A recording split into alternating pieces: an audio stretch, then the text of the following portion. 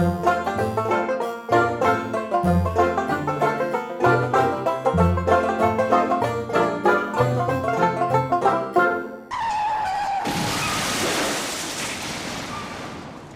internet has been lit up by the news that Metro Exodus has suddenly and unceremoniously been yanked from the Steam store.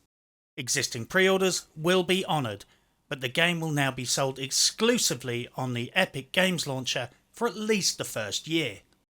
After months of soaking up a shit ton of front page advertising on the Steam distribution platform, publisher Deep Silver decided just days before launch to pull the ripcord and head off for a better revenue cut from Epic. Lots of shit, as they say, is being lost. First off, this is just a quick video in response to questions I've been getting about this issue. Since the current cake and arse party involves Steam, Epic Games, digital rights management, and an entire video game franchise, all worthy of an individual feature-length documentary, I will admit now that I can't do this justice with a short video of me flinging a few factoids at you and totally butchering the story with a biased, oversimplified account of events. Then again, that's what this channel is all about, so let's crack on. I've stuck a bunch of links in the description down below, so dear Lord, read some of them so you can formulate your own opinions on the matter. For the record, seriously do check the descriptions in YouTube videos because they often contain very useful information. There is a lot of blame and accusations being hurled around, so it's worth clarifying now who is who. Metro Exodus is developed by 4A Games and published by Deep Silver. So technically, 4A Games only make the game itself and Deep Silver sell the game. Ergo, are responsible for all of the dick moves going on. Well, mostly. But more of this later. Who is Steam? Steam is a huge and highly successful digital distribution platform that's been around for about 15 years. It's fucking massive. Well tested, well used, has millions of users, hated by some, and loved by others. People actually complain sometimes when Steam does another sale because they know they will piss away all of their spare cash on games they simply can't resist buying on a 75% discount. Fuck, many mothers, wives and girlfriends ended up with shitty Christmas presents over the years because of money being pissed away on Steam sales. And I'm not even joking. I'm not saying that Steam is some kind of pro-consumer paragon of virtue. What I'm saying is, Steam works, and it works quite well. I've used them for many happy years. More than 3/4 of my Steam game library was purchased at between 50 and 80% discount. I like Steam. It manages my game library and lets me send porno links to my mates whilst I'm playing.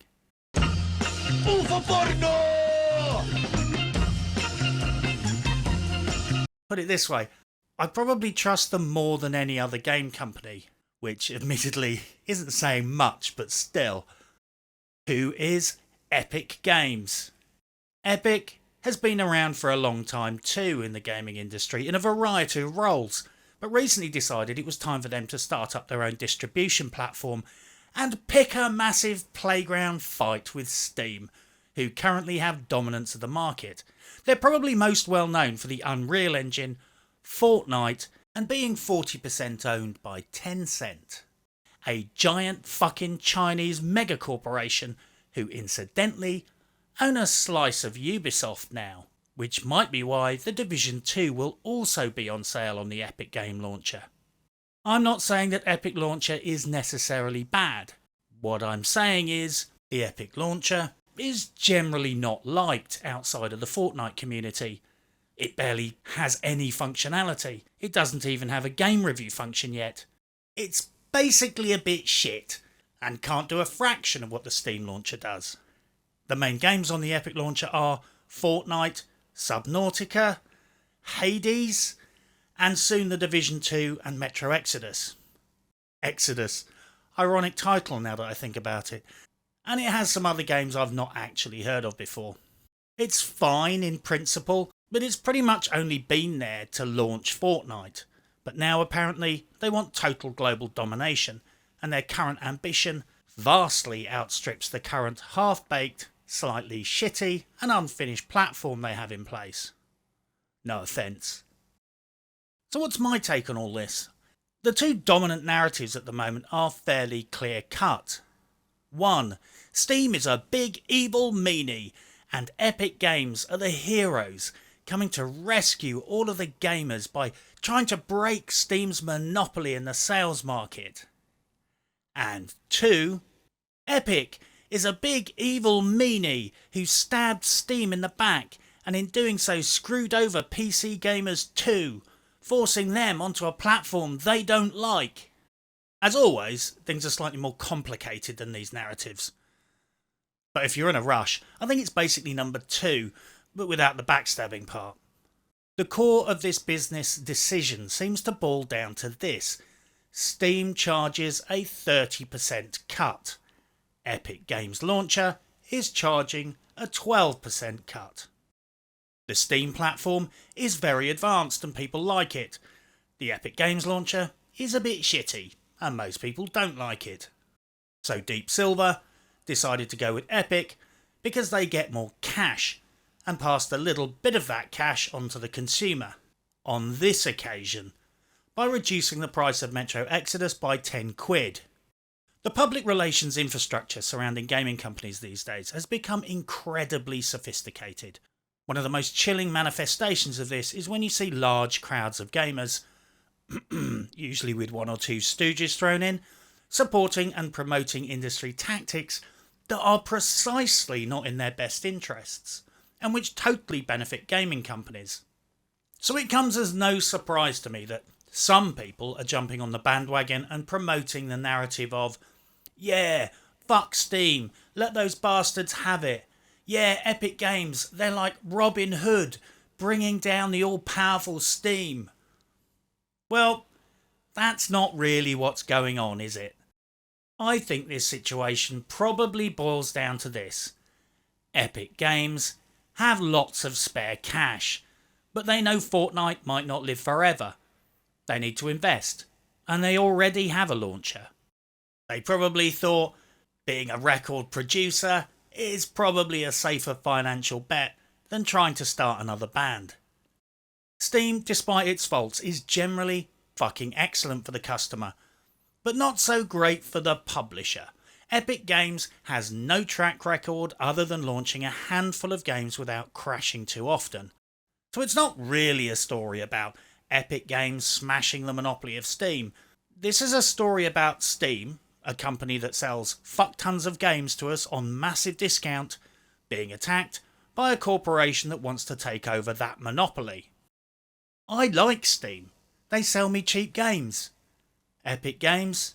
Who the fuck are these guys? Sure, they're masquerading as the knight in shining armour right now, but so what? They're being nice because they're trying to win the market share. Both corporations are pursuing the same thing. Our money. I like competition because competition means no pricing monopolies. It means better value for the customer, which is basically us. But the thing is, Steam doesn't screw us, it screws publishers. I'm not saying that's a good thing, I'm just more concerned about players than publishers. This competition is about giving publishers a better split. Sure, we got the benefit of the price cut with Metro Exodus this time, but nobody ever fucking complained that Steam doesn't have enough sales. In fact, people ironically complain about the exact opposite. Needless to say, a lot of Steam users rightly see this as anti-competitive because it's not like Metro is going to be sold on both platforms, only on the Epic Games Launcher. They have been righteously losing their shit and not so righteously review bombing the 2 previous Metro games, Metro 2033 and Metro Last Light, keeping in mind that the first game wasn't even published by Deep Silver but THQ. That makes about as much sense as punching your postman because he delivered a rude letter from your ex-missus. Just to pour petrol on the barbecue, Cynet, allegedly a developer from 4A Games, decided to pile into the debate too. He lost his shit just now on a Russian online forum known as Gaminator. He publicly stated that if players don't like the fact that they've moved to Epic Games, then they ain't no fan of his, and their opinion isn't worth a fucking shit. Going on to say that if players boycott the game because it's not on Steam, then they won't be publishing future Metro titles on PC at all. The general response across the internet was, bye, don't let the door hit you in the arse on the way out. This is some next-gen Battlefield 5 level stupidity. He has effectively challenged the entire PC gaming community to not buy his game, and right now the attitude seems to be, challenge fucking accepted. If history taught us anything in 2018, it's this. If you turn around to the gaming community and say, if you don't like it, just fuck off, the gaming community will fuck off. Very noisily, angrily, and they take their wallets with them. I'm sure it was a careless comment blurted out by a frustrated developer. I fucking hope so. Right now, this comment combined with pulling the game from Steam is in great danger of totally fucking trashing this game's launch. Cynet is going to be sitting in his boss's office at 9 AM Monday morning, and I wish him luck. Genuinely. We need to tread carefully here because Steam ain't necessarily the bad guys here.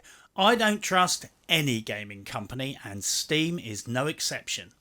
But Steam has a long track record of selling discounted games to us. I don't really think there's a clear villain here. There are just corporations pursuing profit. And I don't like Steam having a monopoly. But I like those sweet Steam sales. Epic Games also isn't some kind of hero. Now they have Metro Exodus, you can't get it on Steam anymore. This is about different agents in the marketplace trying to control exclusivity. There is nothing fucking noble in what Epic Games is doing. It's trying to control the market, just like Steam. The only difference is Steam works, and they do a lot of sweet Steam sales.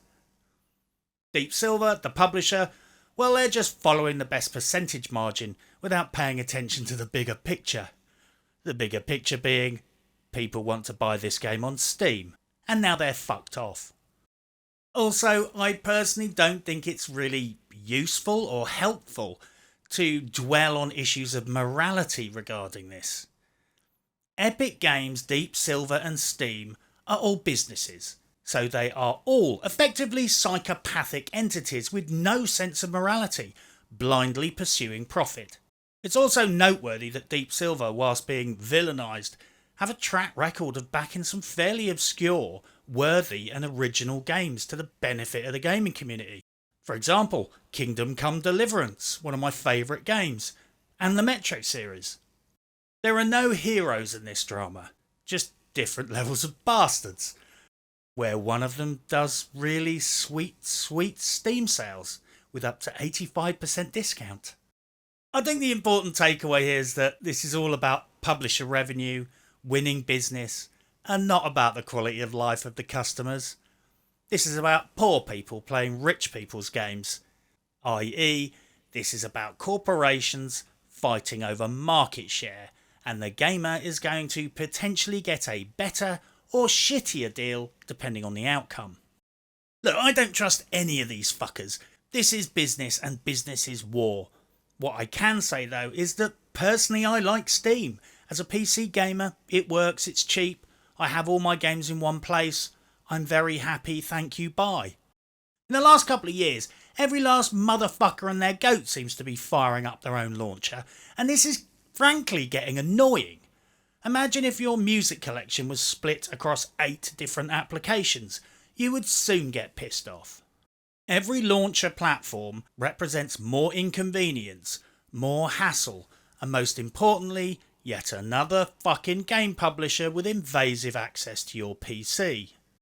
And Epic Games? 40% owned by a Chinese state-supported corporation? I, for one, would rather not be forced to have their software anywhere near my fucking property, thank you very much. China, the world leaders in industrial espionage, with state regulations about spying hard baked into their electronics and software industries. No thank you. As I said right at the start, this story drags in lots of agents with huge backstories, so this is a half-baked analysis. But in this case, I think it's been an extraordinarily negligent discharge by Deep Silver, a company with a fairly decent legacy of supporting independent studios. This deal has made Deep Silver look like backstabbers, 4A Games look like dickheads, Epic Games look like fucking poachers, sent PC gamers on Steam into a fucking frenzy, damaged the brand of everyone involved. Apart from Steam. Which all serve to remind people that Steam might be far from perfect, but it's 100 times better than the alternatives.